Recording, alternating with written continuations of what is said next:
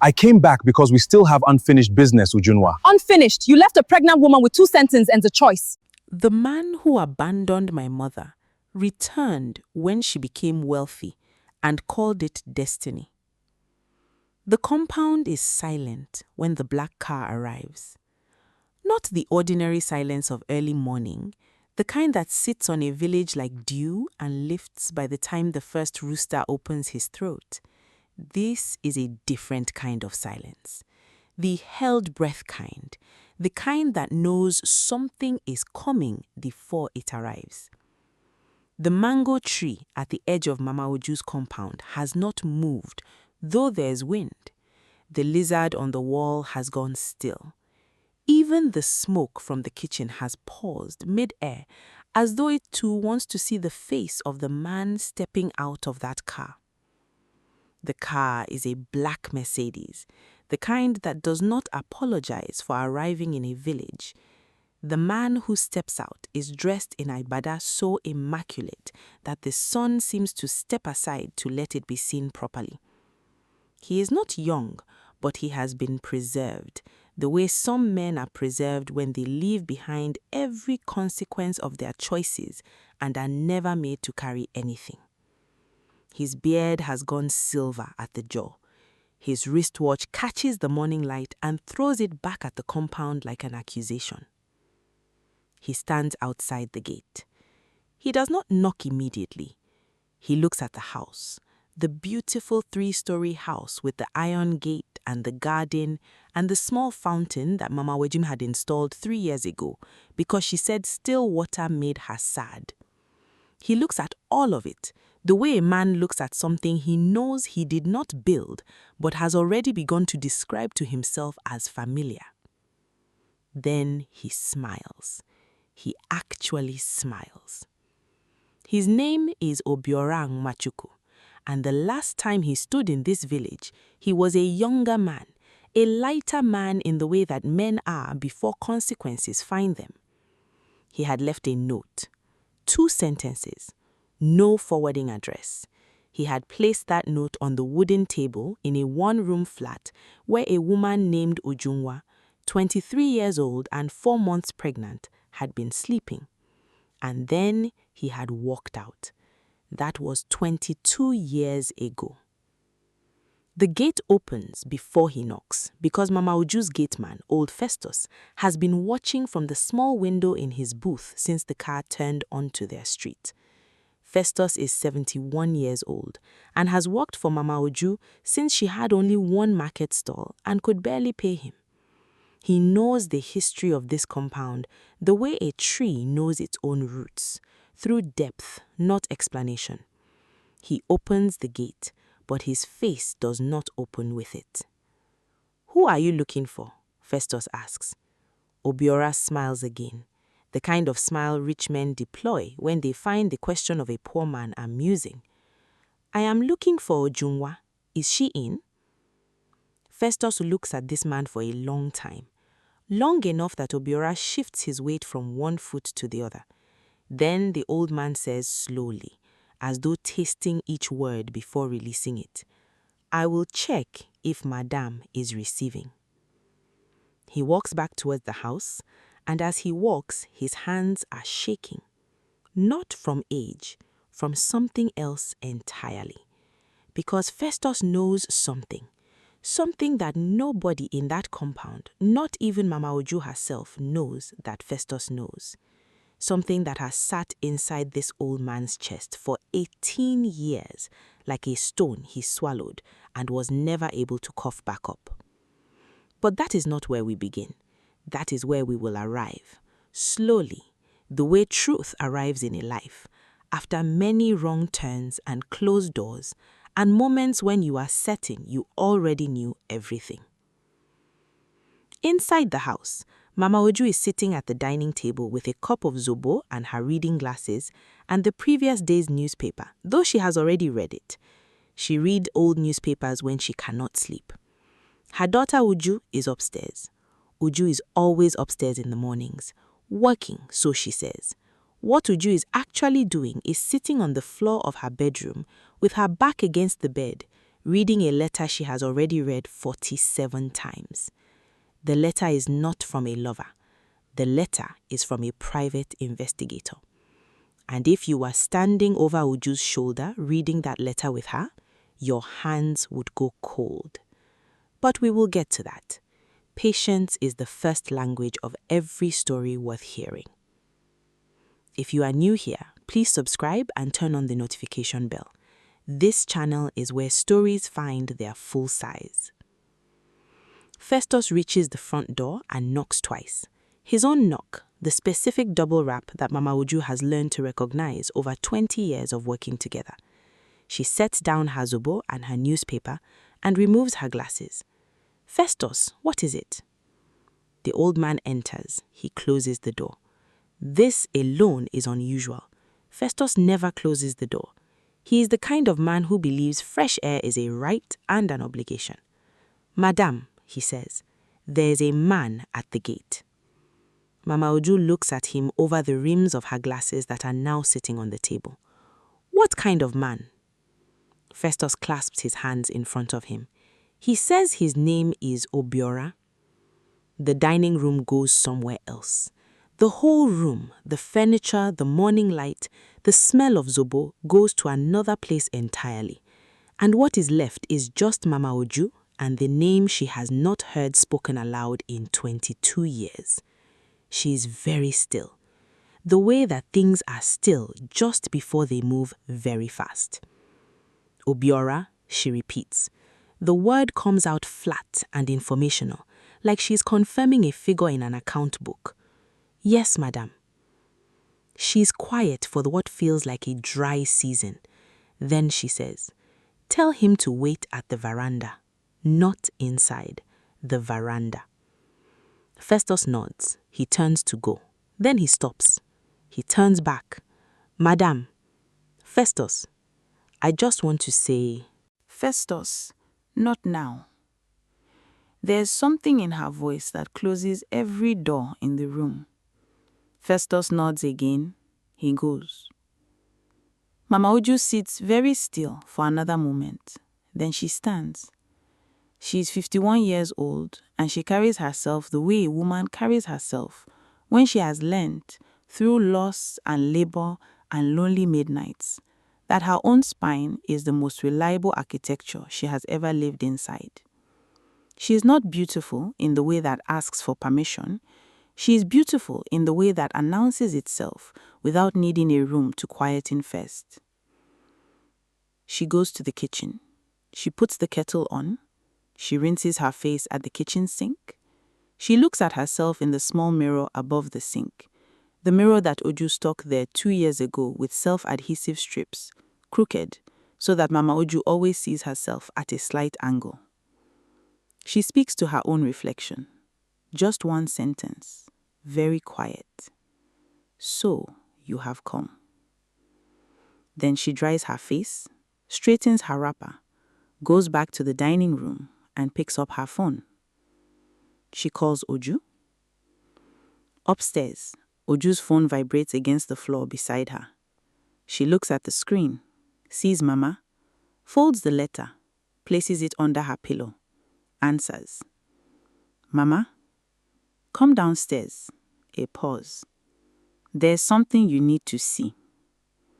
Uju does not ask what. There's something in her mother's voice, a particular frequency, the one that sits just below calm, that Uju has spent 22 years learning to hear. She stands. She smooths her dress.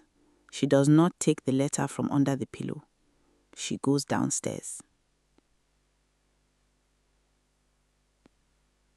The veranda of Mama Uju's house faces east, and in the mornings it catches the sun in a way that makes everything on it glow faintly golden. Obiora is sitting on one of the wicker chairs with his legs crossed, his agbada arranged around him like a throne he brought with him.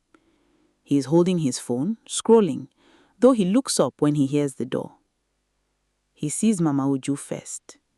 For a moment, one unguarded, unpolished moment, something moves across his face that is not quite regret, and not quite guilt, and not quite joy, but is made of all three, the way a color can be made of other colors without becoming any of them. Ojuakon, he says. She does not answer immediately. She looks at him. She looks at him the way you look at a problem that has already been solved, with a kind of remote familiarity. She's measuring something. What she's measuring, even she might not be able to name. She sits in the chair across from him, not beside him, across. The small veranda table is between them, and this is not an accident. You look well, he says. She says, I know. A silence. He shifts in his chair. His rehearsed composure is slightly less composed than he intended now that he is actually here, now that she is actually in front of him, unchanged in the specific way that people are unchanged when they have grown so precisely into themselves that time has nothing left to add. I have been thinking about coming for a long time, he begins. I imagine, she says. There are things I need to say. You said 2 things the last time. You wrote them down. I remember them. He stops. He has the grace, at least, to look down at his hands. Ojungakon. What are the 2 things you wrote? She asks. Her voice is even, conversational, like she's asking a student to recite a lesson. He is quiet. Let me help you, she says. The first sentence was, I cannot do this. The second was, do not look for me. That was it, 22 years ago. 2 sentences, on the table, gone. He opens his mouth. And that is when the door opens behind Mama Uju, and Uju steps out onto the veranda. There are moments in a life that you can feel arriving before they arrive. The way you can sometimes smell rain on air that is still dry. Uju has felt this moment arriving for most of her conscious life. Not this exact morning, not this exact man, but this confrontation, this geometry of mother and daughter, and the man-shaped absence between them. She has rehearsed it in her mind more times than she can count. She is 22 years old. She has her mother's spine and her mother's eyes. And though neither of them would ever say this, she has something of this man's jawline, the precise angle of it, the stubbornness built into its architecture. She looks at Obiora Nwachukwu, and she feels nothing. Or rather, everything, but organized, contained, the way fire is not less hot because it is inside a furnace. Obiora looks at her, and something extraordinary happens on his face. He goes pale. Not white, but pale in the way that a dark-complexioned man goes pale when the blood decides suddenly that it would rather be somewhere else. His mouth opens slightly. His hand tightens on the arm of the wicker chair. He's staring at Uju with an expression that is 3 parts shock and 1 part something that looks dangerously like recognition. But not the recognition of a father seeing his daughter for the first time. Something else, something older, something that has nothing to do with Mama Uju at all. Who? He stops, rearranges his face, tries again. Is this your daughter? Yes, Mama Uju says.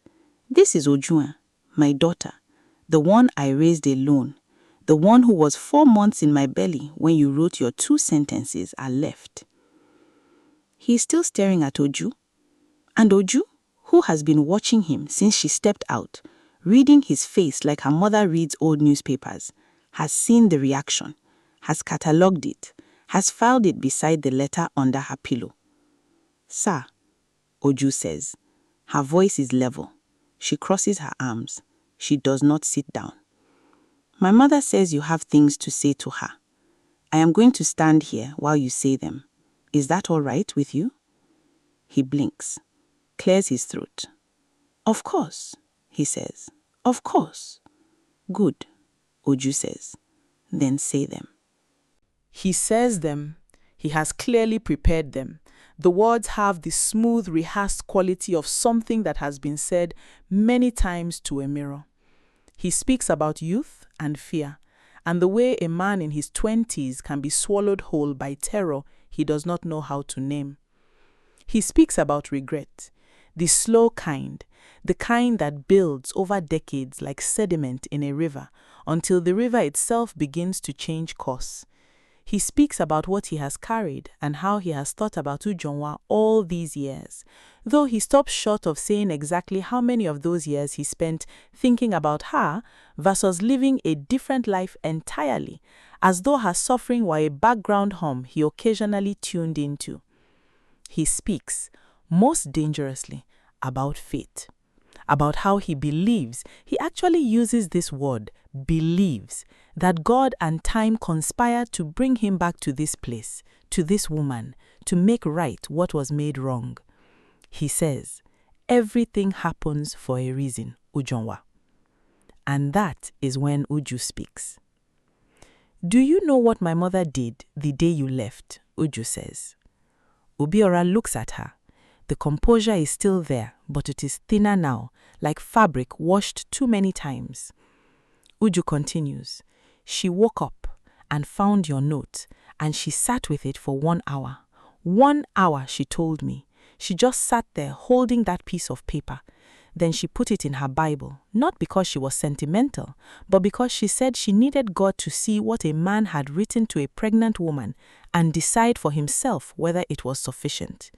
Then she got up, boiled water, ate, went to the market, told nobody, not her mother, not her friends, nobody. Because she knew that if she told people, the people would decide for her what it meant, and she needed to decide for herself. Obiora is very still. She raised me on that story, Uju says. Do you know what the lesson was? He does not answer. A person who leaves you at your most vulnerable is telling you something true about themselves, not something cruel, something true. And that you must believe the truth people show you even when it is painful, even when you love them, even when it is written in only true sentences on a folded piece of paper. She pauses. She did not raise me to hate you, sir. She raised me to understand you, and I do. I understand you completely. The morning is very quiet. Even the fountain, the small fountain in the garden below the veranda, seems to be listening. Obiora looks at Mama Uju. You told her all of this? Mama Uju says simply, she asked. From the time she could ask, she asked. I decided that if she was going to carry the story, she would carry the true version, not the version where you were a monster, not the version where I was a saint, the true version, which is that you were afraid and selfish, and I was alone and strong, and we were both just human. Something crosses Obiora's face that might, in another man and another moment, be called dignity. He says, I came to apologize, properly, in person. I am aware that I cannot undo what was done. I am not asking for anything. I only wanted to... You wanted to see the house, Uju says. A bit. Uju, Mama Uju says quietly. No, Mama, he wanted to see what became of you. He heard, because word travels, because this village talks, that Ujonwa, who was abandoned, built something real, built something that the whole local government knows by name, that her face is in the newspapers and her business employs 47 people. He wanted to see it, and when he saw it, sitting in that car before he got out, he told himself a story of destiny to make his wanting to be here feel like something noble. Am I wrong? The silence that follows is the length of a confession. He says, very quietly, you are not entirely wrong. And something shifts, because this small, bare admission is more than anyone expected. It is not enough, but it is more than nothing. And in the economy of human honesty, more than nothing sometimes costs everything. Stay with us. This story is only beginning to show you its bones. What nobody on that veranda knows, what nobody in the compound knows except old Festus and his stone of a secret, is that Obiora Nwachukwu has not come to this village by accident. He was brought. Not physically, not by a person pulling his arm, but by a letter A specific letter, written by a specific hand, delivered to his address in Lagos 6 weeks ago. A letter that told him Ujonwa was doing well, that she had built a business, that she had a daughter. The letter had no signature, but it had details, the kind of precise, particular details that are only available to someone who has been nearby, watching for a long time. The letter was written by Festus, old Festus, the gate man with the shaking hands, the man who has worked for Mama Uju for 20 years and loved her with the specific, wordless devotion of someone who knows they will never be permitted to love her any other way. Festus, who found Obiora's address through a cousin in Lagos who knew someone who worked in Obiora's company. Festus, who spent 3 weeks writing and rewriting that letter on pieces of paper he kept under his mattress, burning each draft before writing the next. But why? Why would a man who loves Mama Uju, in whatever silent, sealed way he loves her, why would he summon the very man who broke her? Because Festus knows something about Obiora that Mama Uju does not know. Something that changes the shape of everything. Something that Festus has been trying to figure out for 18 years whether to tell. And that something, we will arrive at it, through the door of patience. After an hour on the veranda, Mama Uju does something unexpected. She invites Obiora inside for lunch. Uju looks at her mother. Her mother does not look back. Her mother has made the decision in the way she makes all her decisions, fully, without consulting anyone, with complete awareness that other people will question it and complete indifference to their questioning. They eat. The cook has made egusi soup and pounded yam, and there is fish that was bought from the market this morning, still smelling of the river. They eat with the awkward formal courtesy of people sharing a table that is laid above an earthquake. Obiora eats carefully. He compliments the food. He asks about the business, Mama Uju's fabric and textile import company, which began as a single market stall in 2004 and is now the largest supplier of Ankara and Asoke to 5 state governments. She answers briefly, factually, without pride and without modesty, just facts. He asks about Uju, what she studied, what she does. Mama Uju glances at her daughter and waits. I studied law, Uju says. I didn't practice. I run the operations side of my mother's business now. A pause. And I do some private investigative work on the side. She says this last part while looking at her food. Her voice does not change, but her fingers tighten slightly on her fork. Obiora says, interesting, isn't it? Uju says. Lunch ends. Obiora thanks Mama Uju with what sounds like genuine gratitude. He stands. He looks around the dining room once more, at the paintings, the photographs along the wall, the framed newspaper profile of Mama Uju from 4 years ago. He looks at all of it carefully, as if memorizing it, or as if recognizing something. He says, I would like to come again, if that is acceptable. Mama Uju looks at him for a long moment. She says, I will think about it. And in her mouth, that is already a more generous answer than most people expected. He leaves. The black Mercedes backs out of the compound. Festus closes the gate behind it, and then stands there with his hand on the gate for a long time, facing the road. Inside, Mama Uju and Uju are standing in the hallway. Mother and daughter. Neither speaks for a moment. Then Uju says, Mama, you invited him to lunch. Yes. Why? Mama Uju goes to the sitting room. She sits in her chair, the large high-backed chair by the window that everyone in the compound knows is her chair and nobody else's. She folds her hands in her lap. She says, because I wanted to see who he has become. And? A pause. He has become a man who has learned to perform remorse without being changed by it. She looks at her daughter. But there is something else. Something I cannot place yet. When he looked at you, I saw it too. They look at each other. Mama, Uju says carefully, I need to tell you something. something I have been trying to tell you for 2 weeks. Mama Uju's eyes are steady. She says, sit down. Uju sits. She takes a breath. She says, I need you to not react until I finish. Can you do that? Uju, can you do that, Mama? Promise me. Mama Uju looks at her daughter, this 22-year-old woman with her own eyes and her stubborn jaw, and the letter she doesn't know is under a pillow upstairs, and she says, tell me. What Uju tells her mother takes 40 minutes. It comes out in pieces, not because Uju is organized, but because the information itself resists linear telling. It is the kind of information that wants to be given in installments, each installment more astonishing than the last. 3 months ago, Uju hired a private investigator. She did this not to find Obiora. She was not interested in finding Obiora, but to settle a business question.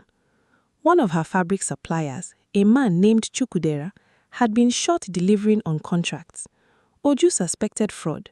She hired the investigator to look into Chukwudera's other business dealings.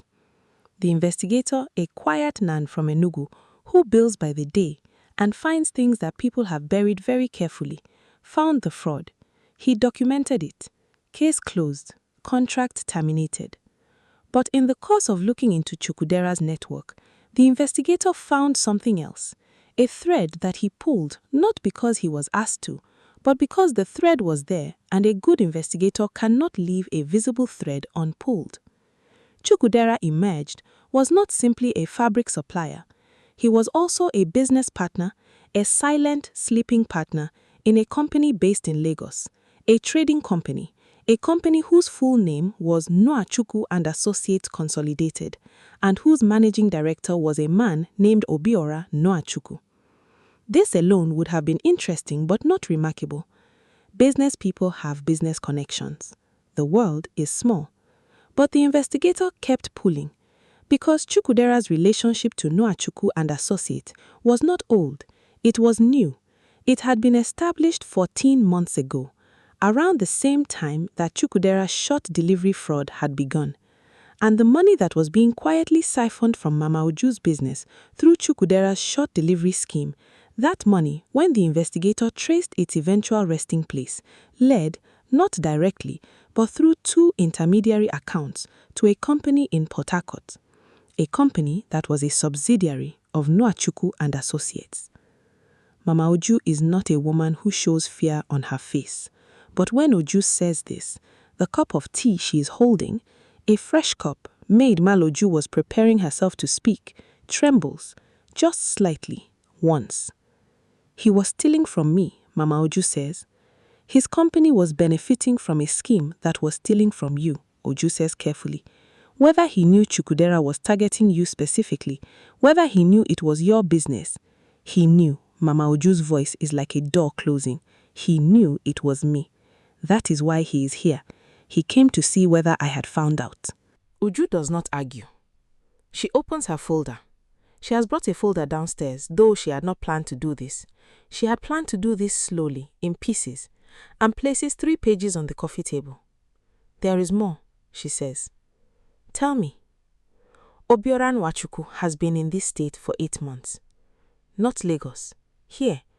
He has been living in the city, 40 minutes from this village, for 8 months. He did not come from Lagos today. He drove 40 minutes. The room is very quiet. He has been watching, Mama, the business. He has been watching it for months. The investigator found a record of his vehicle in the traffic cameras near our warehouse in town. 4 separate dates. A pause. He was not just stealing money. He was studying the business, evaluating it. Mama Uju is very still. For what purpose? Uju closes the folder. She looks at her mother. She says, slowly, so that each word lands where it is supposed to. I think he wants to acquire the business, through relationship or through force. The destiny speech, Mama, the coming back, the sitting on the veranda talking about faith and regret, I think it is groundwork. I think he came here to soften you. And when you are soft enough, he will make an offer, or he will manufacture a financial crisis. She gestures at the pages. Through the Chukwudera scheme or something like it. and he will position himself as the solution. Mama Uju does not speak for a very long time. Then she says, "He thinks I do not know." Uju says yes. "He thinks," Mama Uju says, slowly, and there is something in her voice now that Uju has not heard before. Not anger, and not grief, and not even the cold resolve that has built this house. Something older than all of those. Something that comes from a place in a woman's chest that can only be reached by a specific kind of betrayal. The kind that proves a long-held fear correct. He thinks I am still the 23-year-old who cried over his 2 sentences. Yes, Uju says quietly. He will come back, Mama Uju says, because I told him I would think about it. He will come back. Yes. Good. She stands. She goes to the window. She looks out at the compound, the garden, the fountain, the mango tree, the gate where old Festus is still standing, very still, with his hand on the iron bars and his face turned toward the road. She watches him for a moment. Something about his posture makes her frown, something she cannot name. Good, she says again. When he comes back, he will think it is because I have decided to forgive him, but I will have decided something else. She turns from the window. We are not going to tell him what we know, not yet. We are going to let him come. We are going to let him perform his regret, and while he is performing, we are going to finish what the investigator started. Uju nods slowly. Then, Mama, there is one more thing. Mama Uju looks at her. The last page in the folder, I need you to read the last page. Something in her daughter's face, a specific quality of stillness, of holding breath, makes Mama Uju reach for the folder herself. She opens it to the last page. She reads it. She reads it again. When she looks up, her face has changed in a way that Uju has never seen before. Not broken, not destroyed, but opened, like a room that has been sealed for many years and has just suddenly been entered. How long have you known this? Mama Uju whispers. 2 weeks, Uju says. And you have been carrying this alone for 2 weeks? I did not know how to. Uju? Mama Uju's voice breaks. It is the first time in Uju's memory that her mother's voice has broken. Come here. And Uju goes to her mother, and they stand at the window together, looking out at the compound, at the fountain, at old Festus who is still standing at the gate with his hand on the iron bars, and something, everything on his conscience. If you have been with us from the beginning, you deserve to know what is on that last page, and we will get there. But first you must understand what the investigator found when he went further, when he went all the way back to the beginning. 23 years ago, when Mama Uju was 23 years old and living in a one-room flat in the town, she was not alone in the way people assumed. She had a friend, a close friend, a woman named Adaze, who was her age mate, her confidant, her business partner in the early days when they shared a stall in the market and split the profit down the middle and ate from the same plate when money was thin. Adaze was the kind of beautiful that other women are immediately aware of, not necessarily with envy, but with a specific alertness. She had the kind of face that rooms organize themselves around. And she was good, genuinely, irritatingly good, in the way that makes you feel ashamed of your smaller feelings. Obiora met Mama Uju through Adaze. They had all been at the same trade gathering in 2001. Adaze had introduced them. She had stood between them and made the introduction with the pride of someone connecting 2 things she valued equally. What Mama Uju did not know, what Adaze never told her, was that Adaze had self been in a relationship with Obiora, before the trade gathering, before the introduction, a relationship that ended, Adaze would tell herself, simply because it ended, because things end, because she was not the kind of woman to carry a finished thing beyond its finish. She introduced Obiora to Mama Uju because she loved Mama Uju, that part was true, and because she believed, truly believed, that what she and Obiora had was over. It was not over. It is never as simple as over. When Obiora left Mama Uju's flat 2 years later, with his 2 sentences and no forwarding address, he did not leave the state. He drove directly to Adaze's house, where Adaze was waiting, where she had in fact been waiting, for 2 years, not for him to leave Mama Uju, she would tell herself, just waiting. In general, the way you keep a door unlocked without admitting to yourself that you expect it to be opened. Obiora and Adaze. For 4 years after he left Mama Uju, 4 years, and then Adaze ended it. This time, she ended it. and it was real. And it had nothing to do with virtue and everything to do with the fact that she had looked at herself in a mirror one morning and found someone she did not recognize and did not want to become. She moved away from the state. She rebuilt herself in a different city. She became the woman she should have been, honest, hardworking, whole. She never told Mama Uju what had happened, not because she was afraid, but because she believed that some truths, confessed too late, do not free the confessor, they only burden the receiver. She carried it. She carried it for 18 years. She became a different woman inside that carrying. She sent Mama Uju letters. They spoke on the phone occasionally, but the easy closeness of their youth was gone, eroded by the thing Adaize could not explain and Mama Uju did not know to ask about. Adaize died 14 months ago. A brief illness. She died in Abuja, where she had been living quietly and decently for the last 15 years. She left a will. In the will, she left Mama Uju a letter. Not just a letter, a confession, 18 pages, handwritten, telling everything. The executor of her estate, her nephew, a careful young man from Enugu, had been trying to deliver this letter to Mama Uju for 14 months. He did not know how to find her directly. He contacted the private investigator, who was by that point already working for Uju on the Chukwudera matter, and asked him to locate the correct Ujunwa Okafor. He did, and he delivered not just the letter, but everything else he had found. The Nwachukwu connection, the financial trail, the months of surveillance, all of it in one folder that arrived on Uju's desk 14 days ago. This is what is on the last page of the folder that Mama Uju is reading. Not the financial conspiracy, not the surveillance. Those are the middle pages, the business pages, the pages that make her angry and alert. The last page is a summary. A single page that the investigator wrote himself, apologetically, because he felt it should be said plainly before the recipient discovered it buried in the middle of 18 handwritten pages.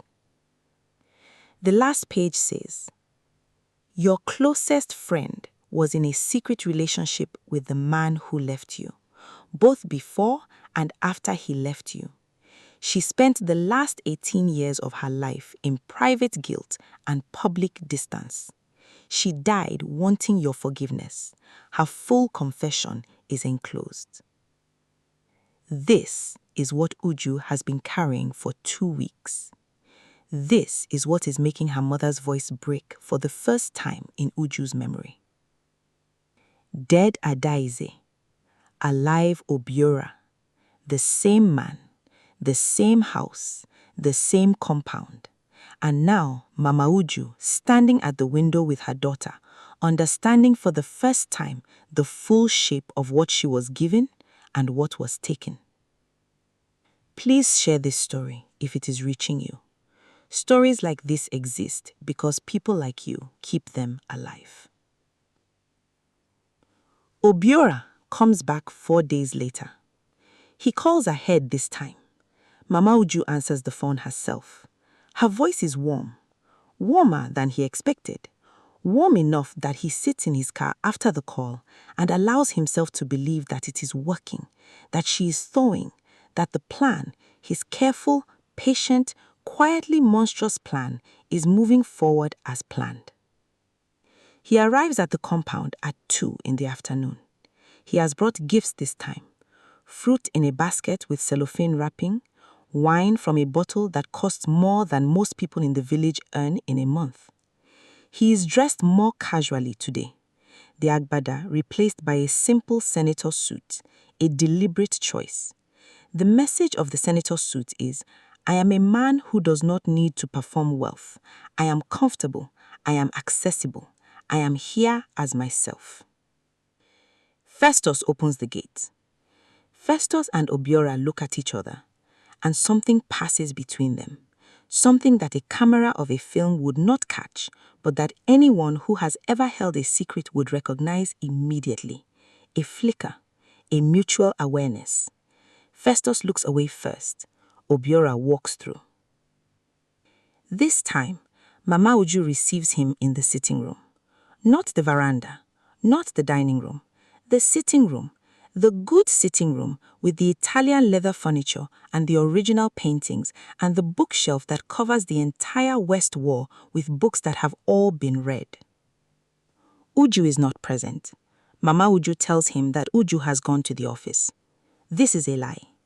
Uju is in the study upstairs behind the closed door on a video call with their lawyer. Obiora sits. He compliments the sitting room. He says he has been thinking about her since his last visit. He says he has been unable to stop thinking about her. He says this carefully, delicately, as though placing something fragile on a surface he is not sure will hold. Mama Uju listens. She makes tea. She brings it herself, not asking the cook, bringing it herself. This, to Obiora, is a significant signal. He reads it as intimacy, as openness, as a woman remembering that she once loved this man and finding in the corridor of that memory a door that might still open.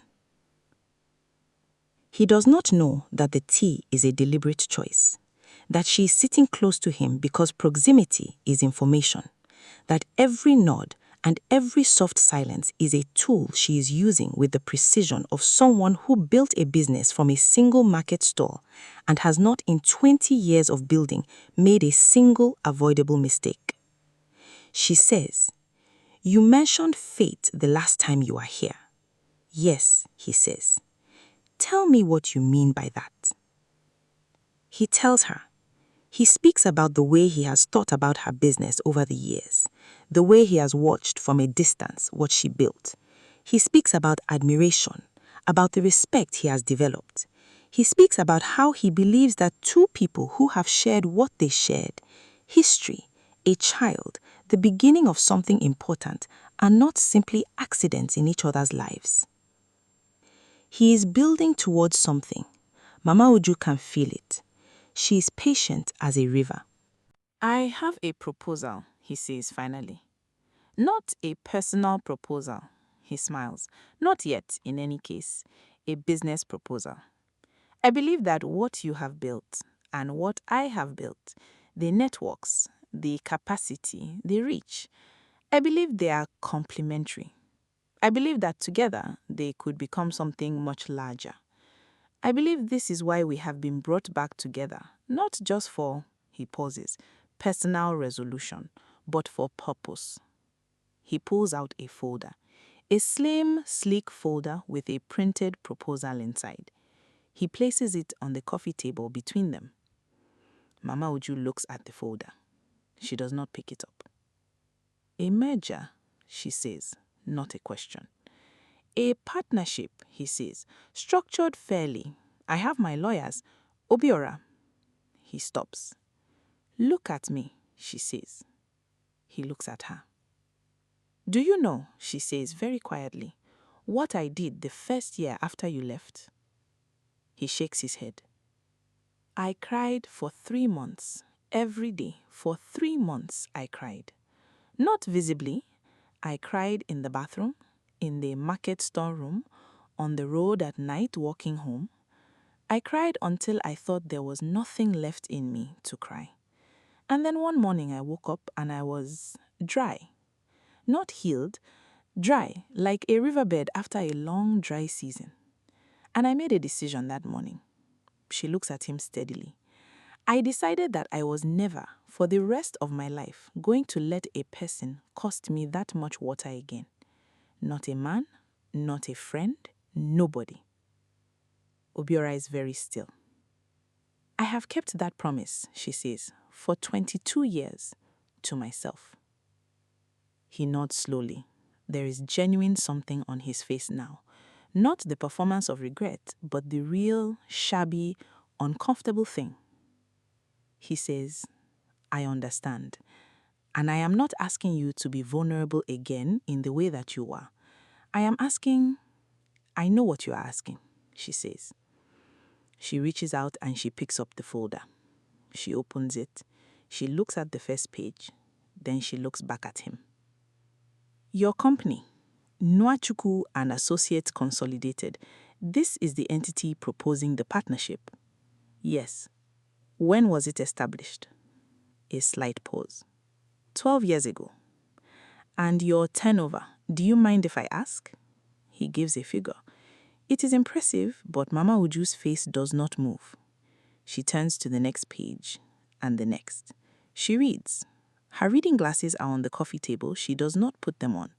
She reads without them, which means either she does not need them or she is actually not reading at all. She is simply moving her eyes across pages she already knows the content of because her daughter and her lawyer have had a copy of this proposal for 3 days, provided by the same investigator who has been quietly inserting himself into Obiora's confidence. She closes the folder. She looks at him. She says, I would like you to come back next week. Bring your lead lawyer. I will have mine present. We can discuss the terms. His face opens like a door. She watches it open. She says, one question before you go. Yes? Did you know a woman named Adaze Naji? The door closes. Just like that, so fast that if you blinked you would miss it. His face goes from open to composed in the space of a heartbeat, but the heartbeat is there. Mama Uju is not a woman who misses heartbeats. Adaze, he says, I believe I knew someone by that name, yes, many years ago. A pause. Why do you ask? She died 14 months ago. I'm sorry to hear that, he says, his voice is controlled. Was she a friend of yours? She was my closest friend. For many years, she was the person I trusted the most in the world. A pause. Until she wasn't.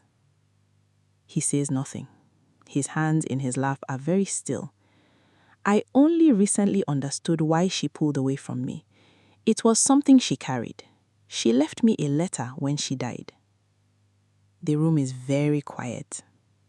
She was a good woman, Mama Uju says finally, and her voice has something in it now that Obiora cannot name and cannot manage. She was at her core a good woman who made choices she could not live with and lived with them anyway. She stands. I will see you out. He stands. He picks up the fruit basket he brought. He looks like a man trying to remember where he is. They walk to the door. He puts his shoes on at the door. He says quietly at the threshold, Ujunwa, whatever Adaze told you, it is not your business what Adaze told me, she says pleasantly, just as what I choose to do with it is not your business. What is your business is next week's meeting when your lawyer and my lawyer will discuss the terms of a partnership that I have not yet decided whether to accept. She smiles. Thank you for the fruit. She closes the door. She stands with her back to the door for a moment. Then she walks to the bottom of the stairs. Uju, she calls. Coming, her daughter's voice says from upstairs. Mama Uju goes back to her sitting room. She goes to the west wall, the bookshelf wall. She reaches to the third shelf and takes down a Bible. Inside the Bible, preserved flat between the pages of Psalms, is a folded piece of paper that is 22 years old. She takes it out. She unfolds it. She reads it one more time. She refolds it. She puts it back. She puts the Bible back. She sits down. She closes her eyes. When Uju comes downstairs and finds her mother sitting in the good chair with her eyes closed, she doesn't say anything. She goes to the kitchen and makes 2 cups of tea and comes back and puts one in front of her mother. She sits in the other chair. She waits. After a long time, Mama Uju opens her eyes. The meeting is set for next week, she says. I heard, Uju says. I was listening from the stairs. She pauses. You mentioned Adaeze. Yes. Was that planned? Mama Uju looks at her daughter. I wanted to see his face, she says. When you plan something, you cannot always see the face. I needed to see the face. And? He is afraid, she says. Not guilty, or not only guilty, afraid, which means there is more. There is always more, Uju. With people like this, you pull one thread and there is always more thread behind it. She is right. There is more. The more is this. Obiora Nwachukwu has a son. Not with Mama Uju, not with Adaize, with a third woman, a woman named Chiamaka, whom he married in 1998, 4 years before he met Mama Uju. A wife who he was already married to when he was with Mama Uju. A wife who did not know about Mama Uju and did not know about Adaize, and has spent 25 years in a marriage to a man she knows somewhere in the cells of her body she has never fully possessed. The son's name is Chukwuemeke. He is 24 years old. He works for his father's company. He is the accountant who set up the subsidiary accounts through which the Chukwudera money was being laundered. And here is the thing that makes Uju's hands cold whenever she reads the investigator's report. Chukwuemeke is not a villain. The investigator's profile of him is of a young man, honest, clever, deeply in his father's debt emotionally, who does not fully understand what he is doing, who was told by his father that they were acquiring a competitor, that the accounts were part of a legitimate acquisition structure, who believes or has chosen to believe that his father is a businessman and that businessmen sometimes use structures that are technically complex. He is not innocent, but he is not calculating. He is a tool, being used by his father with the specific terrible efficiency with which some fathers use their children, as instruments, not as people. Uju found this out on day 10 of her 14 days of knowing, and she has been thinking about it every hour since, because Chukwuemeke, 24 years old, her father's son, her blood's half-brother, is implicated in a financial crime against his own father's other family, against a woman he doesn't know is connected to him, against a business he is helping to steal, not knowing that the woman who built it is the woman his father abandoned before he was born. The geometry of it is almost too precise to be accidental. But human cruelty rarely requires geometry. It simply requires the accumulation of small, self-serving choices over time. The night before the lawyers' meeting, Mama Uju cannot sleep. She sits in the garden at midnight. The fountain is running. She never turns it off at night because she likes the sound of moving water when the world goes still. She sits on the bench by the fountain and she looks at the sky, which is clear and full of stars in the way that the sky over this village is, the way that city skies forget how to be. Festus finds her there. He does not often walk the compound at midnight, but he is also not sleeping. He has not slept properly since the day he posted the letter to Obiora. He approaches slowly. He is holding a torch even though the garden has lights. He stands at the edge of the garden path. "Madame," he says, "you should be sleeping." "You too," she says. He comes and stands near her. Not sitting, he would not sit without being asked to sit, but standing nearby, which is the only closeness he has ever permitted himself. "Festus," she says, looking at the fountain. The look is not angry. It is, if anything, sadder than he expected. "You wrote to him," she says. He has spent 6 weeks preparing for this conversation, and he is still, now that it is here, unprepared. "Madame." "It was your handwriting," she says. "I know your handwriting from 20 years of you writing gate logs and supply lists." The investigator found that a letter was sent from this area to Obiora's Lagos address 8 weeks before he arrived. He did not say who sent it, but I know your handwriting. Festus does not confirm or deny. He stands with his hands together. Why? She asks, not angrily, genuinely. He is quiet for a long time. Then he says, because I found something a long time ago. Something I did not know how to tell you. Something that I thought if he came here, if you could see him, if things came to the surface. What did you find? He reaches into the pocket of his night wrapper. He has been carrying this thing for 18 years. He has carried it through dry seasons and rainy seasons, and the death of his wife and his younger brother, and he has never, not once, brought it out to show anyone. He holds it out to her. It is a photograph. Small, old, slightly faded. It shows two people, a man and a woman, sitting together at a table at what appears to be a restaurant or a gathering of some kind. The man is young and dressed in a way that the 1990s would recognize. The woman is Adeaze, and the man, not Obiora, not the man Mama Uju expected. The man in the photograph is Festus. A young Festus, 40 years younger, before the wrinkles and the white hair and the slight stoop. But clearly, unmistakably Festus. Mama Uju looks at the photograph for a long time. You knew Adeaze, she says. She was my niece, my younger sister's daughter. I have never told you this because when she introduced me to you, when she said she knew someone who needed a trustworthy gatekeeper, I did not think it was relevant.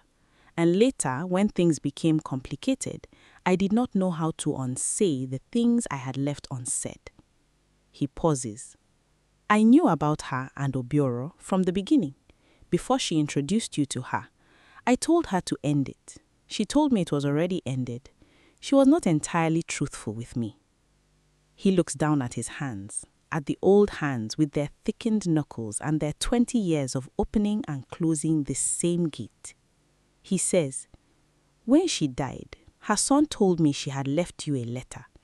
He asked me if I could find a way to reach you, but I had already written the letter to Obiora by then, because I knew about the business scheme. I had overheard things, pieces of things, a phone call, a mention of Chukudera, and I thought if I could bring him here, if he came and confessed and you could face him with full knowledge. He stops himself. I made a mistake, he says simply. I thought I could arrange the truth like furniture, move things into positions that would allow the right things to be seen, but truth is not furniture. It goes where it goes. Mama Uju is quiet for a very long time. The fountain moves between them. Adeaze was your family, she says finally. Yes. And you chose to stay here, all these years, working for me. I stayed, he said, because you are the most honest person I have ever known, and because I owed you something I could never repay, and serving you was the only currency I had. She looks at him. She looks at this old man who has been her gatekeeper for 20 years and her secret custodian and the nephew of her dead best friend and a character in her own story without her ever knowing his role. She says, "Sit down, Festus." He sits, and they sit there together in the garden by the fountain that never stops, under the stars that the village sky still knows how to keep for a very long time. The meeting happens. The lawyers sit on opposite sides of Mama Uju's dining table, which has been extended to its full length for the occasion. Obiora is present, Mama Uju is present, Uju is present. Mama Uju's lawyer initially suggested Uju recuse herself since she runs operations, but Mama Uju said no, and when Mama Uju says no, she says it the specific way that does not generate further discussion. The meeting begins with the standard formalities. The proposal is introduced, the partnership terms are outlined. Obiora's lawyer, a young man from Lagos, polished, efficient, speaks with precision. He has clearly done this many times. Mama Uju's lawyer, an older woman named Mrs. Adaora Eze, who has worked in commercial litigation for 31 years and has the appearance of someone who has seen every possible human attempt to cheat another human and has catalogued them all, listens without expression. Then Mrs. Eze places her own folder on the table. She says, in the measured conversational tone of someone who is absolutely in control of the room, "Before we discuss partnership terms, we have some preliminary matters to raise." She opens the folder, and for the next 40 minutes, in the quiet dining room of Mama Uju's house, with the afternoon sun coming through the windows and the fountain running in the garden outside, Mrs. Eze lays out, methodically, without drama, in the language of documented fact, everything. The Chukwudera connection, the subsidiary accounts, the financial trail, the dates, the surveillance, the name of the subsidiary company, the approximate sum redirected over 14 months. Obiora's lawyer goes very still. Obiora himself, for the first time since he arrived in this village, loses the composure entirely. He doesn't shout, he doesn't deny. He goes suddenly and completely silent in a way that is louder than any denial would be. He looks at his hands on the table. He looks at his lawyer. He looks at Mama Uju. Mama Uju is watching him. She is sitting very straight. Her hands are folded on the table in front of her. She looks like a woman who is exactly where she intended to be. Obiora's lawyer clears his throat. These are very serious allegations. They are not allegations, Mrs. Eze says pleasantly. They are documented findings which we are prepared to submit to the Economic and Financial Crimes Commission this week if we do not reach an agreement today. A pause. What kind of agreement? Obiora's lawyer says carefully.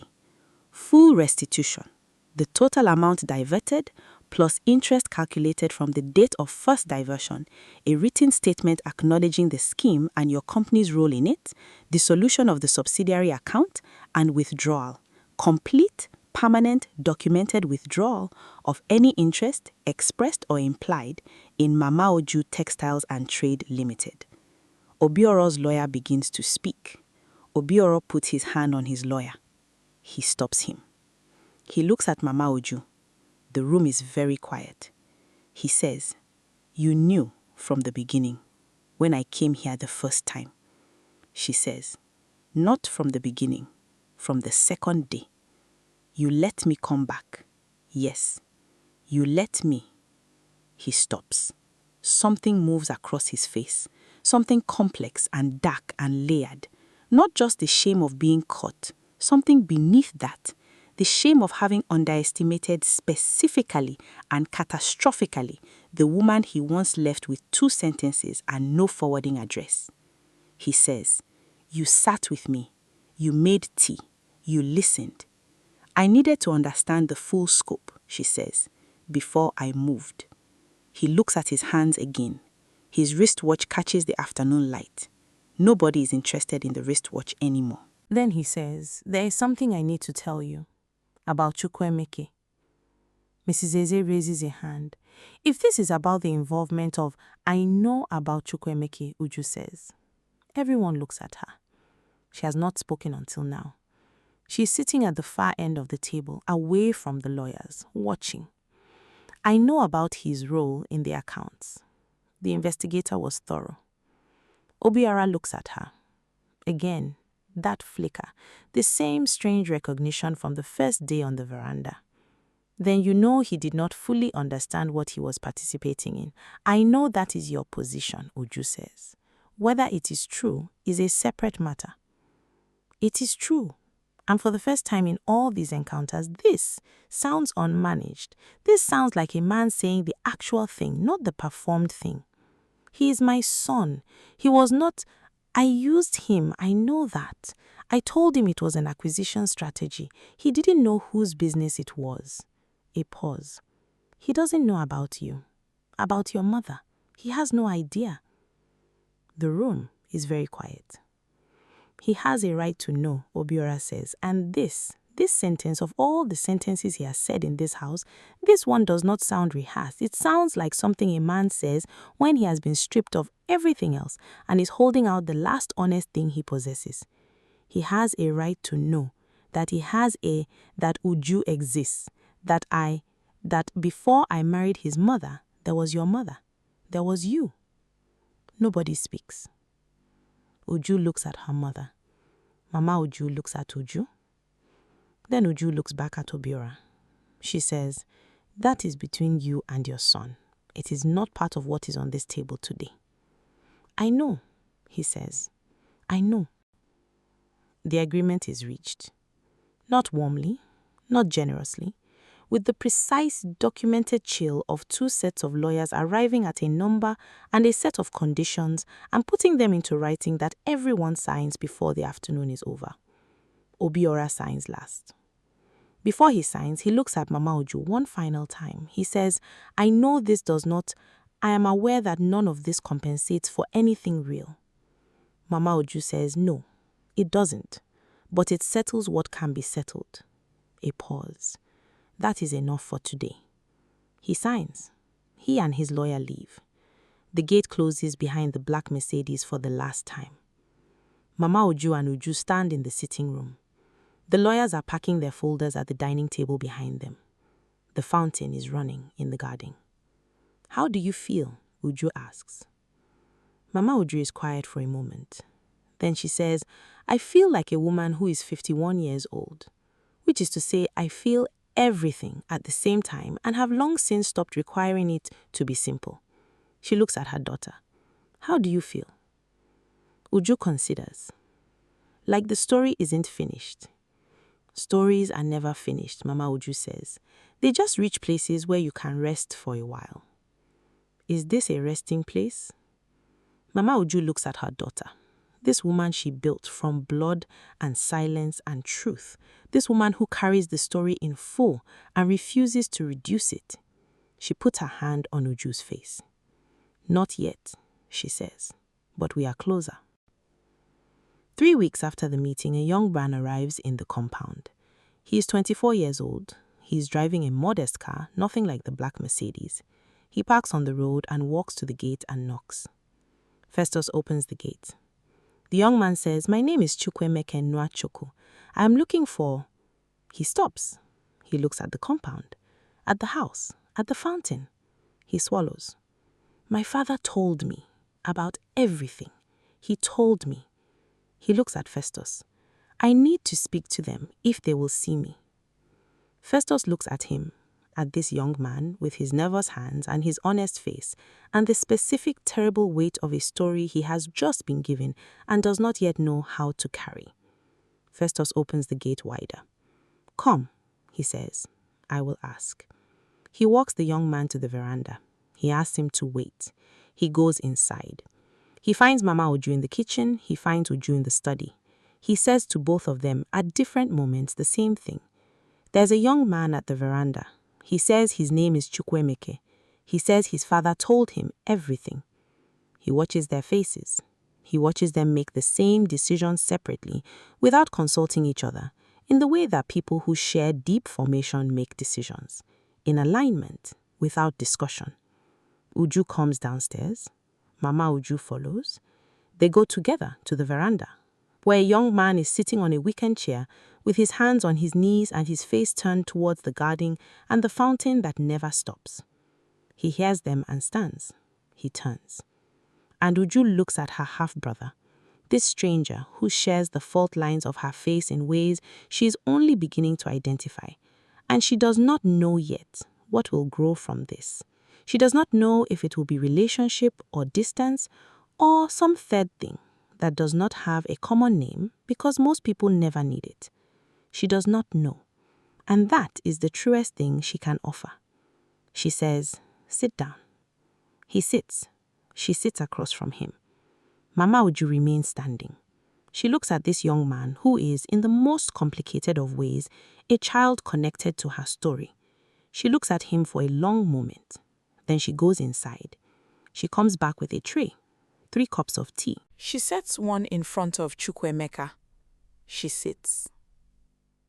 There are 3 people on a veranda in a village where a mango tree does not move even in wind, and a fountain runs all night.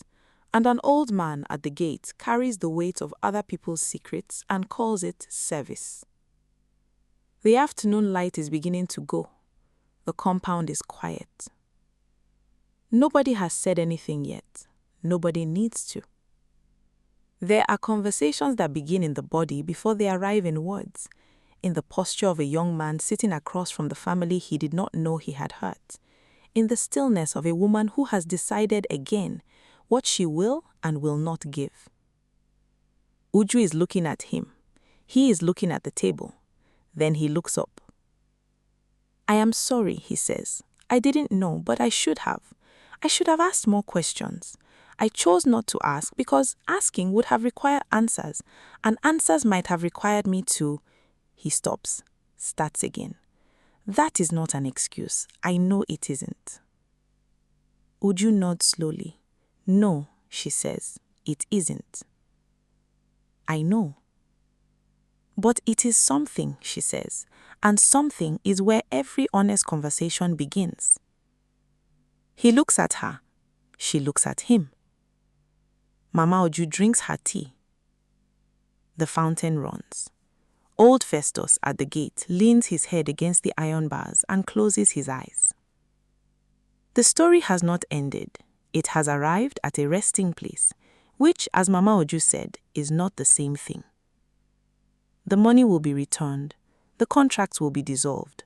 The documentation will remain in a file that nobody hopes to use. Chukwuemeka will return to Lagos and face what it means to be implicated, however innocently, in his father's scheming. Obiora will carry what he has always carried, the portrait of himself he cannot improve. Adeze will remain dead with her confession delivered and her peace unmade. And in the village, Mama Uju's business will continue. 47 people will come to work tomorrow and know nothing of what has happened in their employer's house. The government contracts will be fulfilled. The fabric will be delivered to 5 state capitals. The ledgers will balance.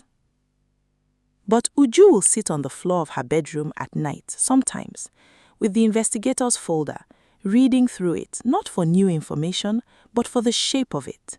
The way that one man's cowardice can ripple through decades and families and friendships and emerge 22 years later as a half-brother sitting on a veranda and a dead woman's confession and a company that almost consumed the thing it was secretly built beside. She will read it for the shape. She will put it away when she is done. She will sleep, not peacefully. Nobody in this story sleeps peacefully, and that is the true shape of it, but deeply, with the specific depth of someone who has looked at the full truth and has not been destroyed by it, who has been changed and has chosen to continue being changed, and calls this not destiny, calls it living. There is one final thing. After everyone has left the veranda, after Chukwuemeka has gone back to his modest car and driven away into the evening with more story than he arrived with. After the cook has cleared the tea things. After Uju has gone upstairs to sit on her floor and read the letter for the 48th time and then, finally, put it somewhere else, somewhere not under her pillow. Mama Uju goes to her garden. She sits on the bench by the fountain. She opens her Bible, takes out the folded piece of paper, holds it in the dark. She does not unfold it this time. She knows what it says. She has known for 22 years. She holds it over the fountain. She feels the mist of the moving water on her fingertips. She holds it there for a long time. Then she puts it back in the Bible. Not because she has forgiven him. Forgiveness is not always the end of a story. Not because she needs the record either. Not because she is afraid of the blank space that closing this chapter would leave. She puts it back because she has decided that some things you carry not as wounds, but as proof. Proof that you were there, that it happened, that you survived it, and built something real inside it, and came out the other side with a daughter who answers for you before you can answer for yourself, and a gatekeeper who loves you in the only way he knows how, and a dead friend who tried at the end to tell the truth. You carry the proof because it is yours, because it is the shape of your life, and your life, however crooked, is not something to erase. The fountain runs, the stars come out over the village, and Mama Uju sits in her garden, the garden of the house she built, on the ground she purchased, in the life she made, and she is quiet in the specific way that people are quiet when they are briefly and without ceremony at peace. This has been the story of the man who left, and the woman who remained, and the daughter who answered.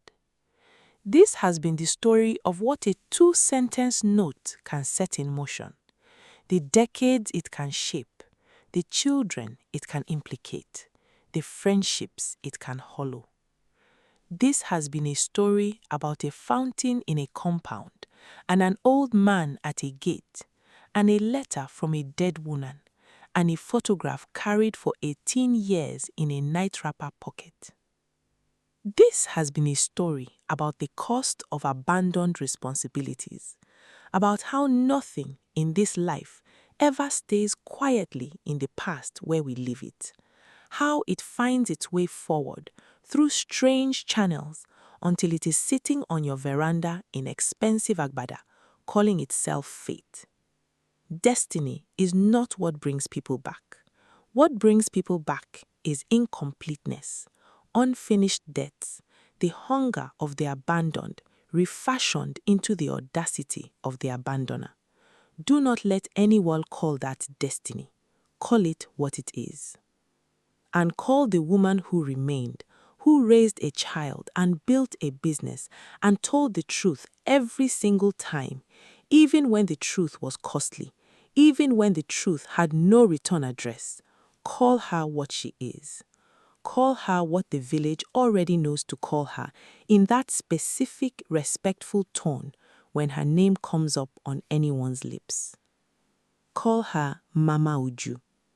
And if this story has sat in your chest the way a real story does, if you have felt it, share it, pass it forward, comment below and tell us what part found you. Every story told is a life witnessed, and we witness each other, so we are never, any of us, as alone as the note on the table made someone feel. We will tell another story soon. Until then, carry only what is yours, put down what was never meant for you, and know the difference.